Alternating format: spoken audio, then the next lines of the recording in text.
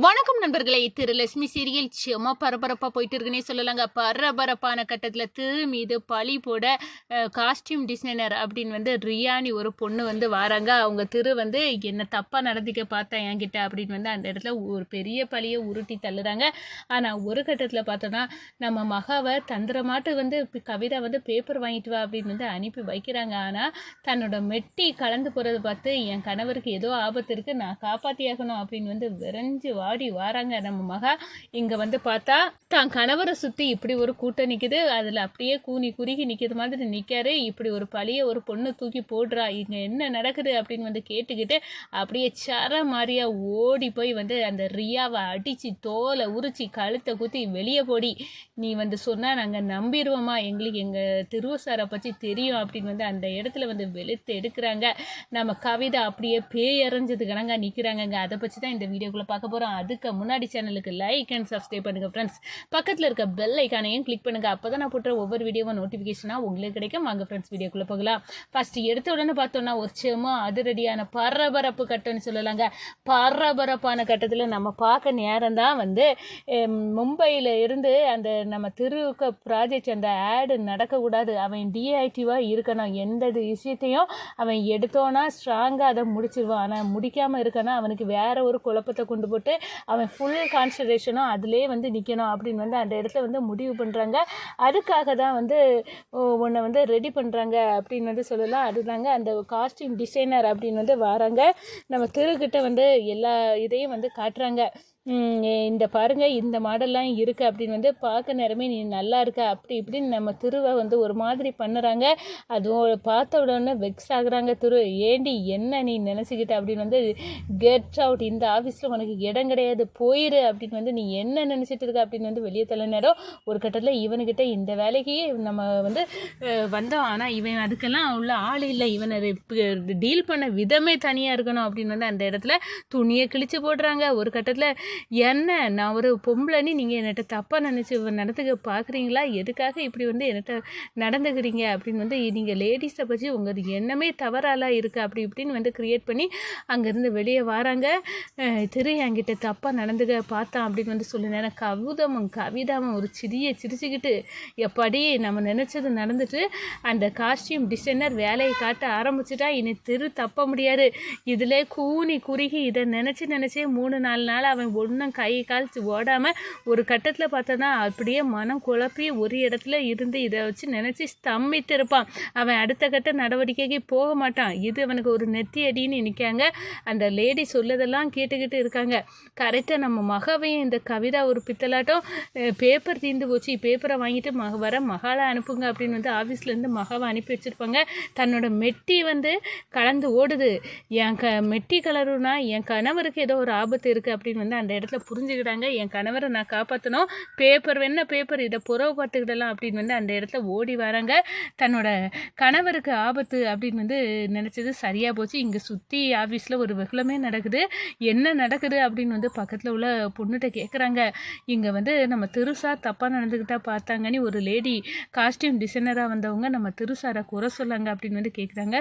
அடடா, இங்கே நடக்கும் அப்படின்னு இங்கே கவிதா பயங்கரமான ஆள், நம்ம திருவுக்கு ஆதரவாக பேசின மாதிரி அந்த லேடியை பேசுறதுக்கு நிறைய வாய்ப்பு கொடுக்குறாங்க. இதை பார்த்துட்டு இருக்காங்க. இதெல்லாம் வேலைக்காகாது அப்படின்னு ரியாவை ஒரு கட்டத்தில் அடித்து தோலை உரிச்சு கழுத்தை குத்தி வெளியே தள்ளி, இந்த பாரடி எங்கள் திருசார் மேலே எங்களுக்கு நம்பிக்கை இருக்குது, அவர் எதுவும் எந்த கட்டத்துலேயும் ஒரு பெண்கள்கிட்ட தவறான பழக்கம் இந்த நடக்கக்கூடிய பழக்கம் அவருக்கு கிடையாது, அவர் ஒரு அவ்வளோ ஒரு கட்டுப்பாடான ஒரு ஆணை, நீ இப்படி ஒரு பழியை உருட்டி தள்ளிறியல், நீ எல்லாம் ஒரு பொம்பளையா, உனக்கு ட்ரெஸ்ஸும் உன் மூஞ்சம் பார்த்தாலே நீ தான் இப்படியெல்லாம் தெரியக்கூடிய லேடி அப்படின்னு தெரியுது.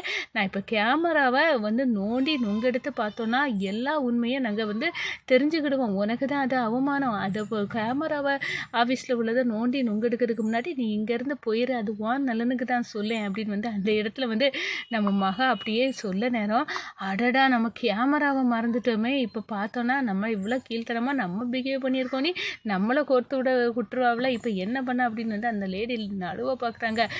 நம்ம கவிதாவும் அடடா இவா இங்கே எதுக்கு பேப்பரை வாங்க நீ அனுப்பி விட்டுருந்தேன், அது பிறகு எப்படி இவ இங்கே வந்தா, இவ இங்கே இப்படி ஒரு கூத்து காட்டாலே அப்படின்னு அந்த இடத்துல அப்படியே அரண்டு போய் நிற்கிறாங்க. நினைக்கிறாங்க. ஒரு கட்டத்தில் பார்த்தோன்னா என்னை காப்பாற்றிட்டா மகா, என்னை புரிஞ்சுக்கிட்டா அப்படின்னு வந்து நம்ம திரு வந்து நினைக்கிறாங்க. அதோட அந்த பொண்ணு ரியா துண்டை காணலை துணியை காணலைன்னு நம்ம மகா கிட்ட அடியை வாங்கி சூட்டோடி ஓடி போயிடுதுன்னு சொல்லலாம்.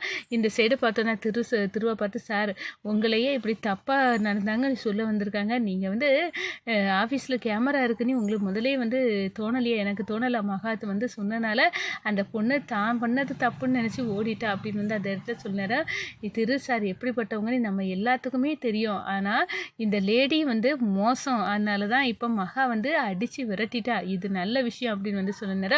சார் நீங்கள் எதுக்கும் நீங்கள் கவலைப்படாதுங்க, நாங்கள் எல்லாருமே உங்களை பற்றி நல்லா புரிஞ்சு வச்சுக்கிட்டோம் அப்படின்னு வந்து ஆஃபீஸில் ஒட்டு மொத்தமாக நம்ம திருவுக்கு ஆதரவாக நிற்க நேரம் இது ஒரு சப்ப விஷயம் அப்படின்னு வந்து அந்த இடத்துல திரு வந்து மைண்டிலேருந்து அதை தூக்கி எரிஞ்சுறாங்கன்னு சொல்லலாம். இந்த சைடு வழக்கம் போல் வந்து அவங்க வேலைக்கு ஆடை எடுக்கிறதுக்கு என்னென்ன வழி உண்டோ அது எல்லாமே வந்து ஏற்பாடுகள் பண்ணுறாங்க. மும்பை வந்து ஆட்களை பிக்ஸ் பண்ணி வச்சுருந்தவங்களுக்கு கவிதா கௌதமுக்கு ஃபோனை போட்டு அருன்னு அடுக்கிறாங்க.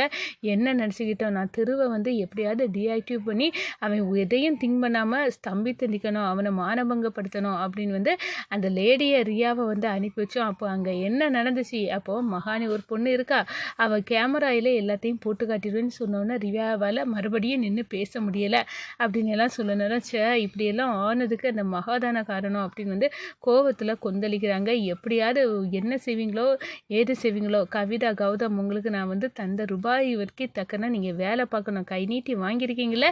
இப்போ என்னென்னா அந்த ஆடை வந்து அவங்க எடுக்கக்கூடாது, எடுத்து அவன் சக்ஸஸ் ஆகிடக்கூடாது, இங்கே என்னதான் நடக்குது அப்படின்னு வந்து அந்த இடத்துல வந்து கோவத்தில் கொந்தளிக்கிறாங்க. கவிதாவும் கௌதமும் நம்ம என்ன பண்ணாலும் இந்த மகா வந்து உடச்சி எரிஞ்சிடா, இவளை விடக்கூடாது அப்படின்னு வந்து அந்த இடத்துல நினைக்க நேரம் நம்ம மகா வந்து நேராக வந்து கவிதாட்ட வராங்க.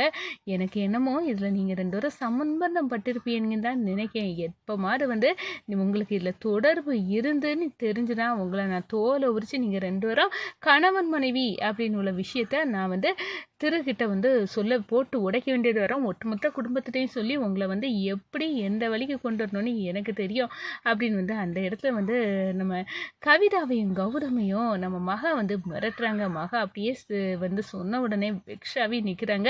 நம்ம கவிதா, அடடா இவ வந்து இப்போ நம்மளை மிரட்டிட்டு போகிற தோரணையே சரியில்லையே அப்படின்னு வந்து சொல்ல நேரம் கௌதம், ஆமாம் இவ வந்து நம்ம சாதாரணமாக இவ இட போடக்கூடாது, இவ எப்படிப்பட்டவ மும்பைக்காரவங்களுக்கே டஃப் கொடுக்கும் விதமாட்டு பண்ணிட்டா, இவளை வந்து என்ன செய்யணும் அப்படின்னு வந்து கோவத்தில் கொஞ்சம் எனக்கு என்னமோ இவ பெரிய மாந்திரிகவாதியாக இருப்பா பொழுது, மந்திரமும் தந்திரமும் தெரிஞ்ச ஒருத்தியால் தான் இப்படியெல்லாம் வந்து எல்லா விஷயத்துலையும் பெர்ஃபெக்டாக நடந்துக்க முடியும் அப்படின்னு வந்து சொல்ல நேரம் நீ சொல்கிறது என்னமோ கரெக்டாக தான் இருக்குது, இவட்ட ஏதோ ஒரு சக்தி இருக்குது அப்படின்னு வந்து அந்த இடத்துல வந்து கவிதாவும் கௌதமும் நம்ம மகாவின் பெர்ஃபார்மன்ஸை பார்த்து அப்படியே வியந்து நிற்கிறாங்கன்னே சொல்லலாங்க.